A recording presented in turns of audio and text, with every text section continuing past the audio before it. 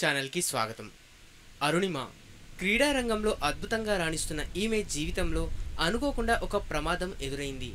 ఆ ప్రమాదం కారణంగా ఆమె నరాలు తెగిపోయి వెన్నుపూసకు తీవ్రంగా గాయం కావడంతో ఒక కాలు పోయింది। తన జీవిత లక్ష్యాలను నెరవేర్చుకుందామని ఆశించిన ఆమెకు ఈ ప్రయాణం అడ్డుపడింది। అయినప్పటికీ తన మనస్థైర్యాన్ని కోల్పోకుండా జీవితంలో ఏదో ఒకటి సాధించాలనే దృఢ సంకల్పంతో ముందుకు నడిచింది। కేవలం ఒక్క కాలితోనే ఎవరెస్ట్ శిఖరాన్ని అధిరోహించింది। ఇంతటి ఘనతను సాధించిన మొదటి మహిళగా ప్రపంచ రికార్డుకెక్కింది। అరుణిమ యొక్క జీవిత విశేషాలు 1988లో ఉత్తరప్రదేశ్లోని అంబేద్కర్ జిల్లాలోని ఓ గ్రామంలో అరుణిమ జన్మించింది। ఈమెకు తన బాల్యం నుంచి ఫుట్బాల్ ఆట అంటే ఎంతో ఇష్టం। ఆ ఆట పట్ల ఈమెకున్న ఆసక్తిని గుర్తించిన ఆమె తల్లిదండ్రులు స్కూల్లో పీటీ సార్ ఆమెను ప్రోత్సహించారు। దీంతో ఆమె వాలీబాల్, ఫుట్బాల్ ఆటల్లో కొనసాగుతూనే ఆమె ఎంఏ వరకు చదివింది। ఎల్ఎల్బి చేస్తున్న రోజుల్లో ఆర్మీ రిక్రూట్మెంట్ ప్రకటన పత్రికల్లో చూసి దరఖాస్తు చేసింది। అయితే దరఖాస్తులో పుట్టిన తేదీ వివరాలు తప్పుగా పడ్డాయి। ఆ వివరాలను బరేలీలోని ఆర్మీ రిక్రూట్మెంట్ అధికారులు సవరిస్తారని తెలుసుకున్న ఆమె 2011 ఏప్రిల్ 11వ తేదీన లక్నోలో రైలు ఎక్కింది। ఆ ప్రయాణమే ఆమె జీవితాన్ని తలకిందులు చేసింది। రైలు బరేలీ చేరుకునేలోగా అంతా తలకిందులై ప్రమాదం జరిగింది। అసలు రైలు ప్రమాదం ఎలా జరిగింది? లక్నో నుంచి ఢిల్లీకి పద్మావతి ఎక్స్ప్రెస్ రైల్లో జనరల్ కంపార్ట్మెంట్లో అరుణిమ తన ప్రయాణం కొనసాగించింది।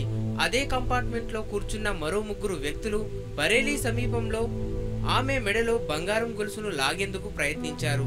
ఆమె వారికి ఎదురు తిరగడంతో దొంగలు రైలు నుంచి ఆమెను కిందకు తోసేశారు। అలా కింద పడిపోయిన ఆమె అపస్మారక స్థితిలో వెళ్లిపోయింది।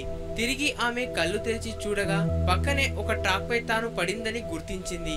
ఎంత ప్రయత్నించినా కానీ లేవలేకపోయింది। ఇంతలో ఆ ట్రాక్ పై ట్రైన్ రావడంతో ఆమె కుడికాలుపై నుంచి దూసుకుపోయింది। ఈ ప్రమాదంలో తొడ ఎముక తీవ్రంగా దెబ్బతిన్నాయి। రక్తపు మడుగుల్లో పడి ఉన్న ఆమెను గమనించిన గ్రామస్తులు దగ్గరలో ఉన్న ఆసుపత్రిలో చేర్చారు। అక్కడి వైద్యులు మోకాలు కింది భాగాన్ని తొలగించారు। ఆమె తిరిగి కోలుకోవడానికి చాలా కాలం సమయం పట్టింది। మరోవైపు ఈ ప్రమాదాన్ని పోలీస్ శాఖ ఆత్మహత్యగా అవమానించగా అరుణిమ ఆ వాదనను ఖండించింది। చికిత్స అనంతరం అరుణిమ సింహ యొక్క జీవితం ఎలా ఉంది?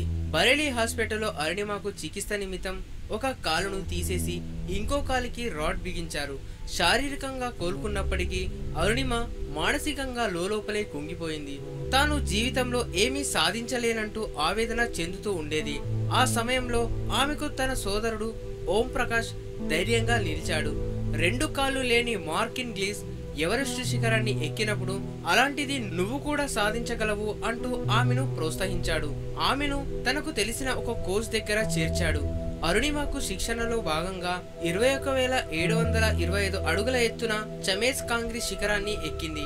అప్పుడు కోచ్ ఆమెను హత్తుకుని నువ్వు ఎవరెస్ట్ శిఖరాన్ని కూడా సునాయాసంగా ఎక్కగలవు అంటూ చెప్పడంతో ఆమెలో సంకల్పం మరింత పెరిగింది। టాటా స్టీల్ అడ్వెంచర్ ఫౌండేషన్ ఆధ్వర్యంలో ఎవరెస్ట్ పర్వతారోహణ బృందం బయలుదేరింది। ఆ బృందంలో ఆమె కూడా ఉంది। అందులో భాగంగానే 2013 మొదటి వారంలో 20,283 అడుగుల ఎత్తైన సమిట్ ఐలాండ్ శిఖరాన్ని ఈ బృందం అవరోధించింది। దాంతో అరుణిమకు ఆత్మవిశ్వాసం రెట్టింపైంది। 29,000 అడుగుల ఎత్తులో ఉన్న ఎవరెస్టును ఎక్కగలడన్న నమ్మకంతో 2013 ఏప్రిల్లో ఎవరెస్ట్ యాత్రను ప్రారంభించింది। పైకి సాగిపోతున్న అరుణిమ తన ఆశయ శిఖరాన్ని అవరోధించడంలో విజయం సాధించింది। వైకల్యాన్ని అధిగమించి అత్యున్నత శిఖరాన్ని చేరుకున్న తొలి మహిళగా చరిత్రను సృష్టించింది। ఇది సంగతి। మరిన్ని ఆసక్తికరమైన విషయాల కొరకు ఇండియన్ తెలుగు ఛానల్ని సబ్స్క్రైబ్ చేయండి।